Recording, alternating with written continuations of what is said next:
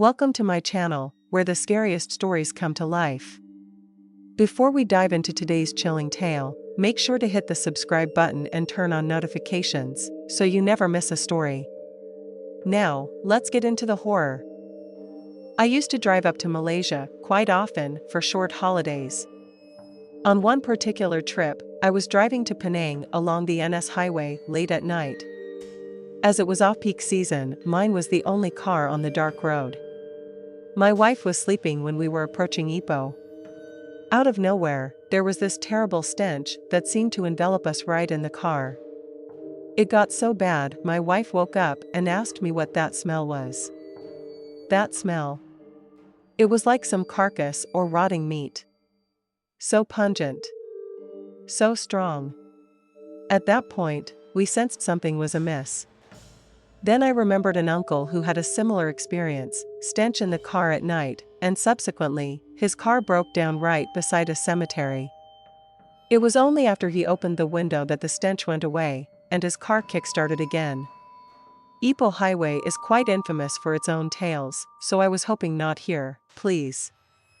I told my wife to go back to sleep while I opened the window for a bit of ventilation, but the smell lingered. The whole time, all I hoped for was to make it to the toll area, where there would be people and lights. Thankfully, just as I approached the tolls, the smell dispersed.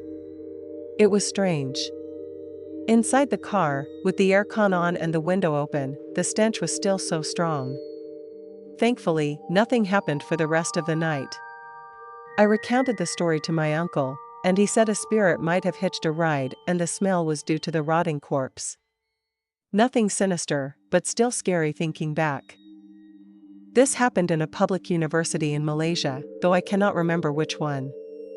The story took place in a girls' hostel block many years ago, during the freshman's orientation week. One girl was allocated to a double sharing room, but was living alone as she did not have a roommate. During orientation week, the seniors warned the juniors not to open the door if they heard someone knocking in the middle of the night. When the juniors probed further, they learned it was the ghost of a deceased senior. Years earlier, a senior had a fight with her boyfriend on the phone at midnight. Devastated, she wanted to talk to someone and began knocking on everyone's door. But, since it was so late, no one answered her. Unable to think straight, she jumped off from the top floor. Ever since then, she would knock on everyone's door at the exact time of her passing. Upon hearing this, the girl was frightened and did not dare to sleep alone. When night fell, she lay awake, haunted by the story. As the clock ticked, the dreaded time came. She heard distant knocking at the far end of the corridor, starting from the first room. The knocks were accompanied by a lady's voice, desperately asking, "Is anyone willing to talk to me?" The knocking and begging grew louder and more desperate. When the knocking neared her room, the girl was terrified. She hid under her bed, wrapping herself in a blanket. Then, the knocking reached her door. It was soft at first. As she anxiously waited, she heard a voice say, "I finally found someone to talk to." Overwhelmed with fear, she passed out. Later, she learned that when the senior had jumped, her head hit the ground first. In her ghostly form, she walked with her head on the floor and her legs facing the sky. The girl realized she had made a grave mistake by hiding under the bed, as the ghost could see her through the gap under the door. This story was told to me by my uncle and aunt, who live near Songshan Garden in Ipoh. The eerie events took place in their neighborhood a few years ago. At the time, the locals were shocked by the news of a man being shot multiple times in his own car while refilling petrol. The man, known as a member of a triad and a loan shark, had a tarnished reputation. The locals assumed his death was an act of revenge by his enemies. The investigation didn't make much progress, and the case is now closed. The car in which he died was jointly registered under his nephew's and his own name. After his death, his nephew claimed the car for personal use. Coincidentally, the nephew lived right across from my uncle and aunt's house. Being dog lovers, my uncle and aunt had several dogs. The night the nephew drove the car home, which was at midnight, the dogs became highly agitated and began howling. It wasn't just their dogs, almost all the dogs in the neighborhood started howling. Alarmed, my aunt expressed her concern to her husband.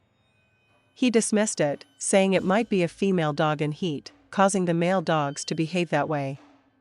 Unsure, but with no other explanation, my aunt went to bed. The howling lasted into the early morning, making it difficult for them to sleep.